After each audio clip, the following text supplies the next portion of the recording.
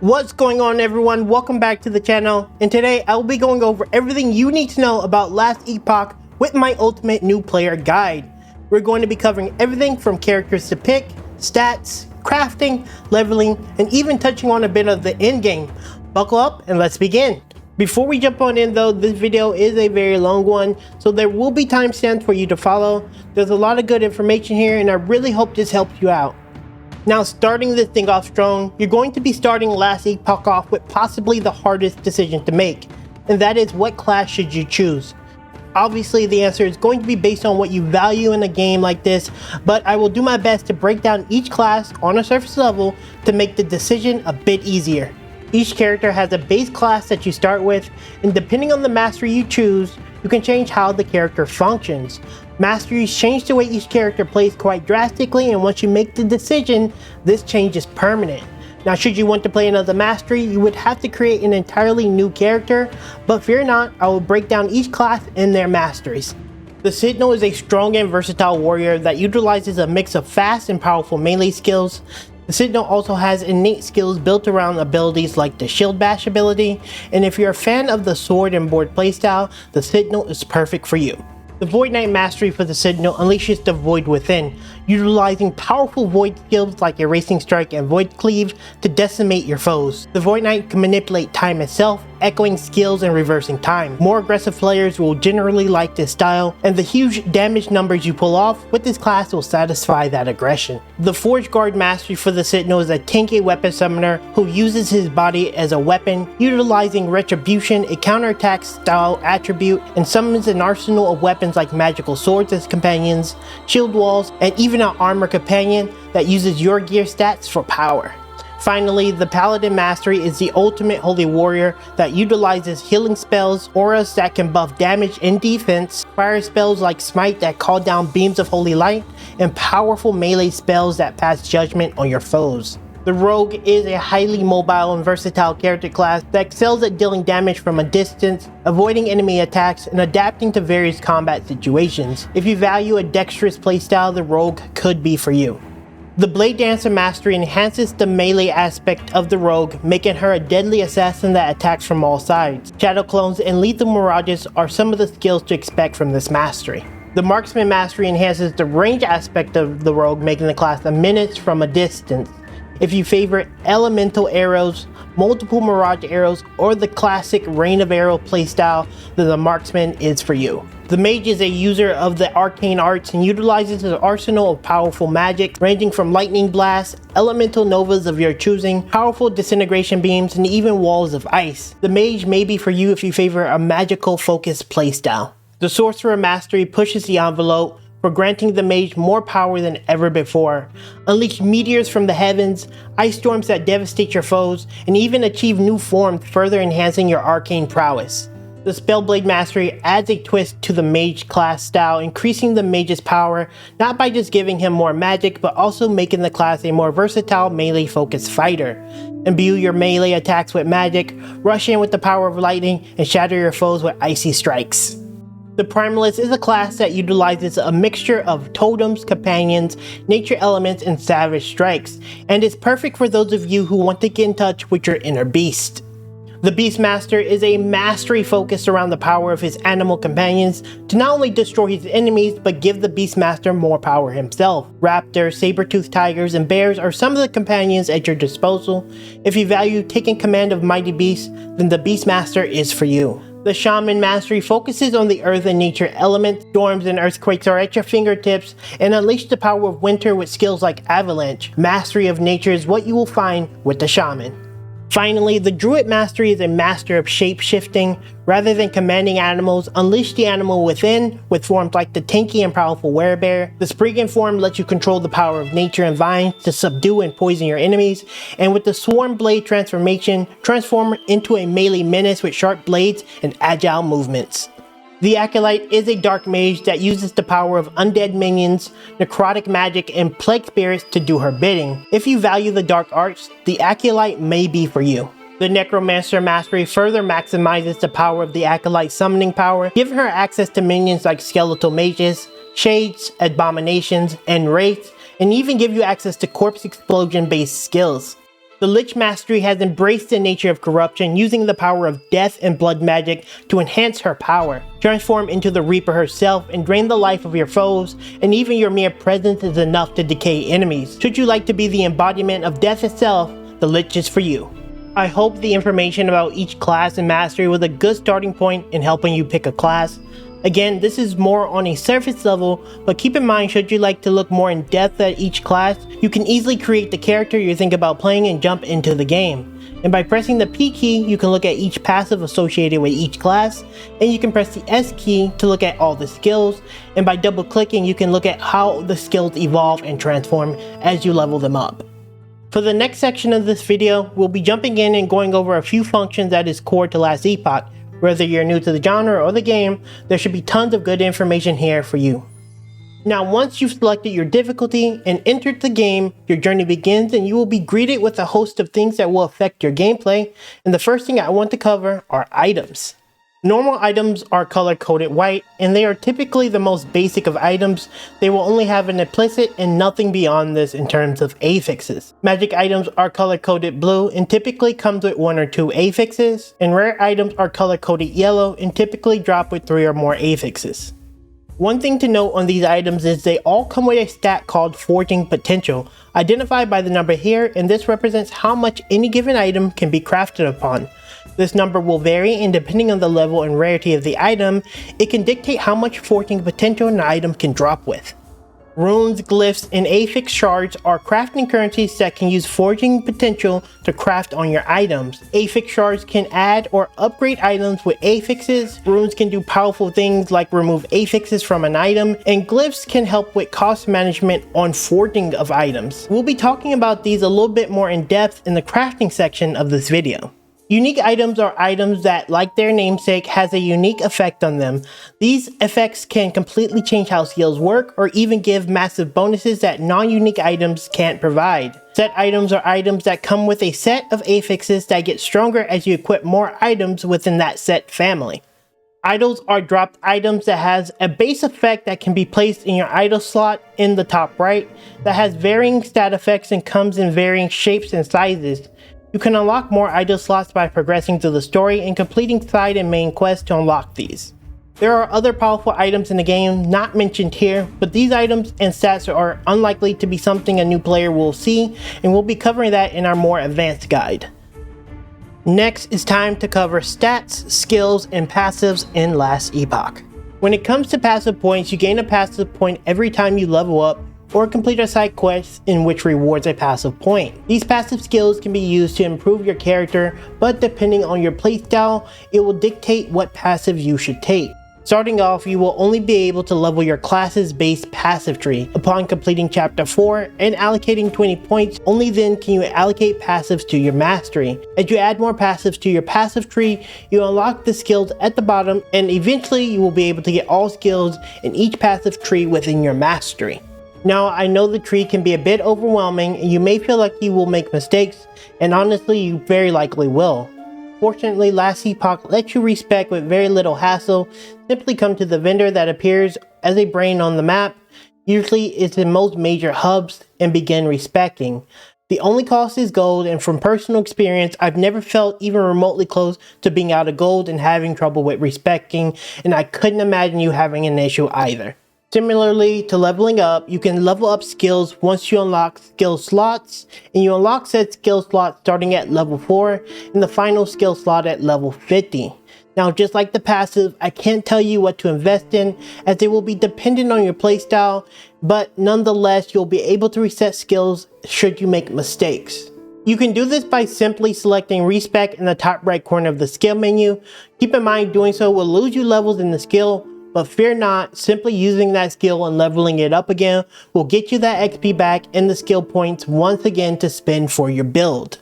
Now, should you want to completely swap out a skill, you can do so, but this will set the skill to a base skill level, which in turn usually means you'll have to level up the new skill a bit to catch up to the previously replaced skill.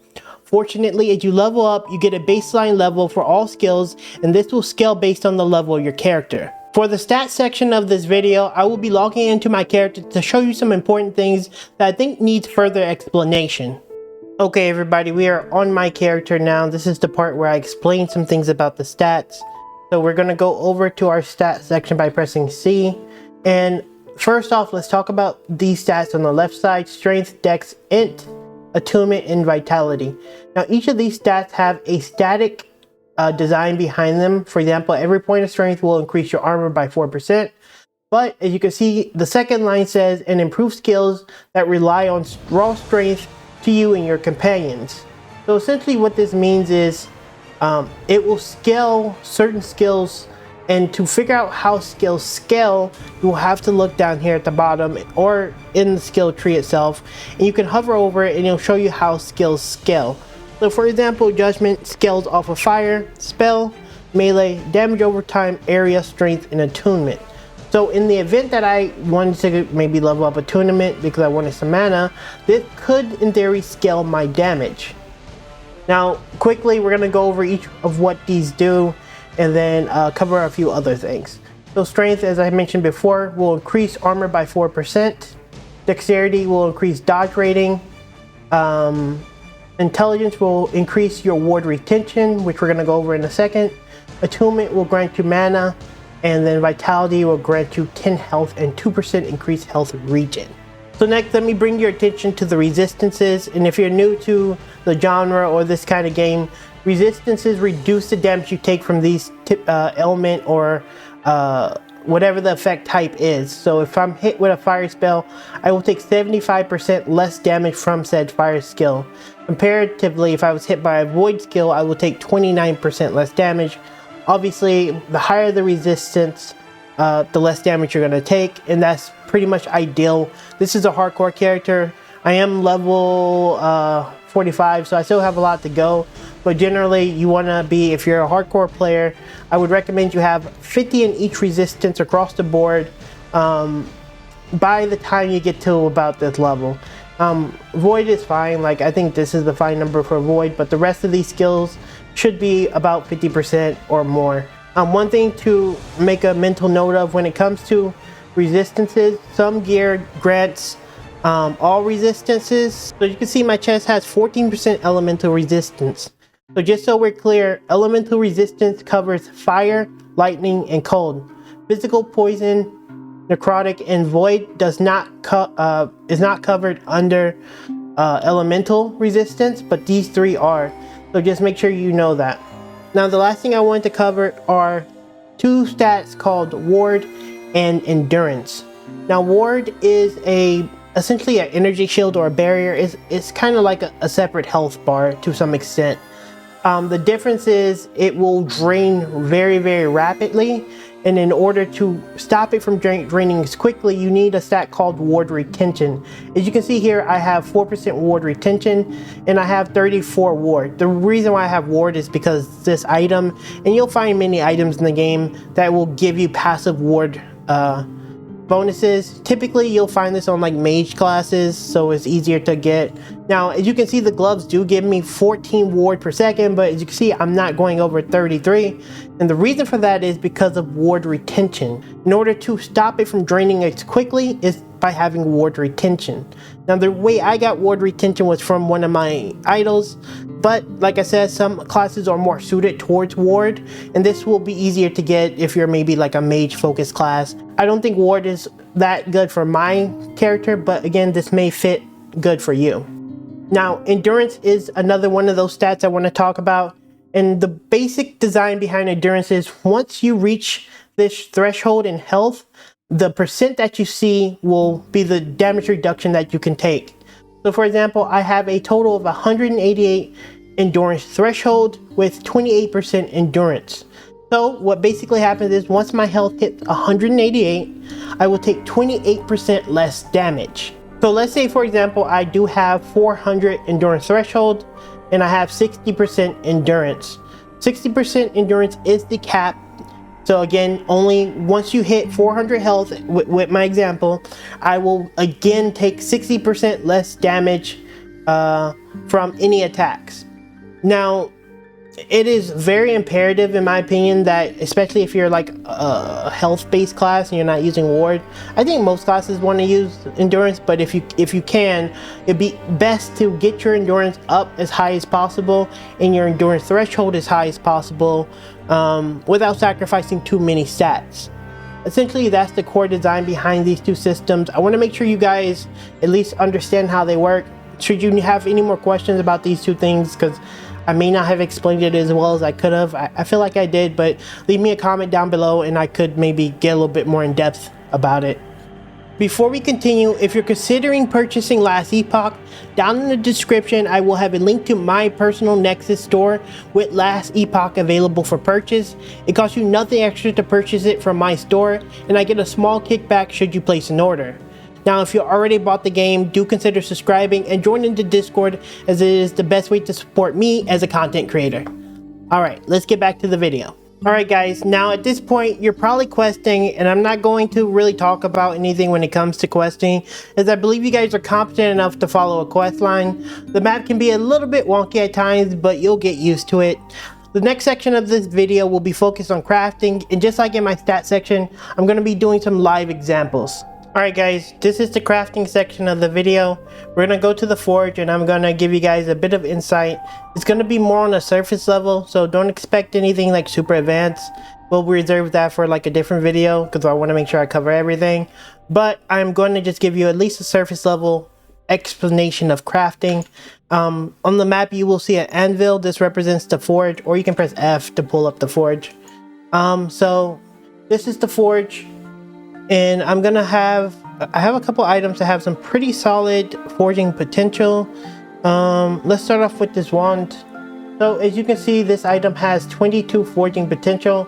And what this means is, as you forge an item with whatever modifier you do it with, it has a chance, for example, this elemental damage upgrade has a chance to lose 1 to 10 forging potential. Okay? So this could lose 1, this could lose 10. Obviously you want to lose 1 if you can, and this will help give you more options to continue to upgrade it. Now you have a different options when it comes to glyphs. The primary one is this one, the Glyphs of Hope, and what this will do is you'll have a 25% chance for no forging potential to be used.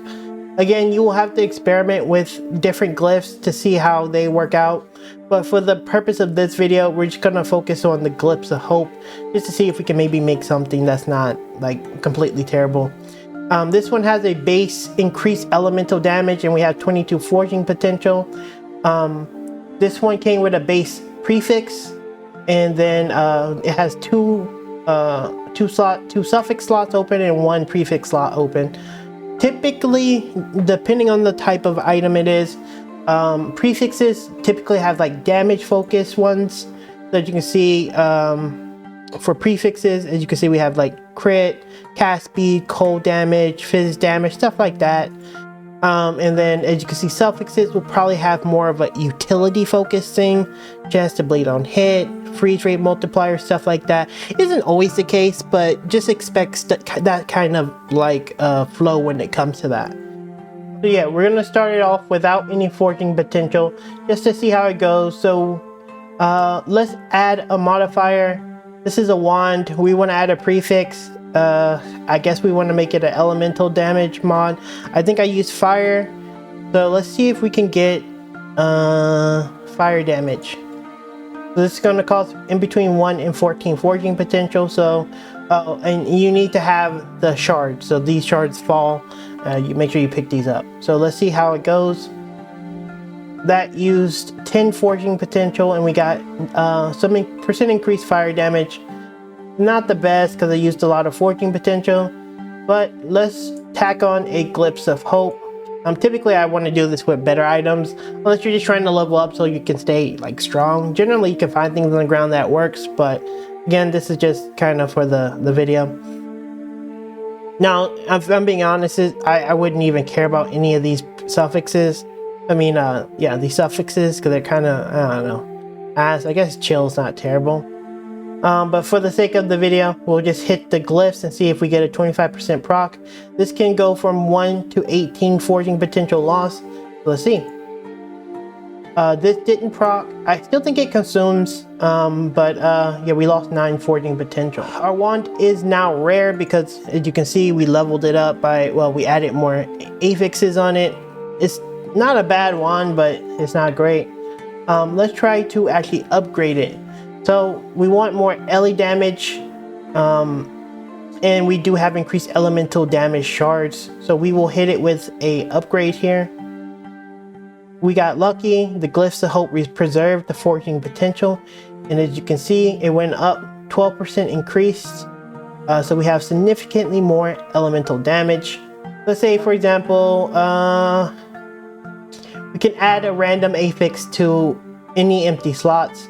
It doesn't cost any forging potential, but you need to not have 0 forging potential. So you could use this. Let's say you've got 2 things here. Or let's say you have these filled out, you have elemental damage, your forging potential is low, and you want to get some damage out. You could like RNG this one. I typically RNG like maybe the offensive ones and not the utility ones, but we're gonna do it anyway. And as you can see, we got a increased stun chance. This is useless, but it didn't consume any forging potential, and that's kind of the purpose of me showing you this. The last rune I want to look at is Rune of Removal. This is also a really good one. This rune is going to be a rune that removes randomly an affix on your item. If, for example, I had, let's say I was a fire mage and I had cold here or something, and I have stun chance here, and then I just removed it because I wanted to maybe get cold here. I wouldn't do it personally with this low of forging potential, just in case this glyph doesn't proc. But let's say hypothetically I have ice here, I have elemental damage here, I want this to be a cold, so I will click this and pray to RNG this. This hypothetically would have worked, but it did lose all my forging potential. Again, I would have more here, and then I would go here, and then I would get a prefix, and I would do like something ice, cold, and then I would put the cold one there, be like boom, cold damage, and then you can make it like a little bit more tailored towards the wand that you want. All right, so now we're back. I have another item. I'm trying to show you guys a critical success. We're just gonna slam again just to see it till we get one, just so I can show it to you. Let's see what we have. We have crit strike chance, we have ele resistance, maybe crit multiplier is good. So we're gonna slam this until we get a crit success. That wasn't even that hard. Awesome. So let's talk about critical success, because this is very important. So what just happened with critical success is I got a upgrade on my crit multiplier. It reserved the forging potential, it reserved the crafting materials as well. Keep in mind, it does depend on the critical success, but it's not uncommon for the critical success to upgrade other affixes as well. And as you can see, we're just kind of slamming because we're getting very lucky on our glyphs. And just like that, we had a pretty strong, oh, and there we go, another critical success.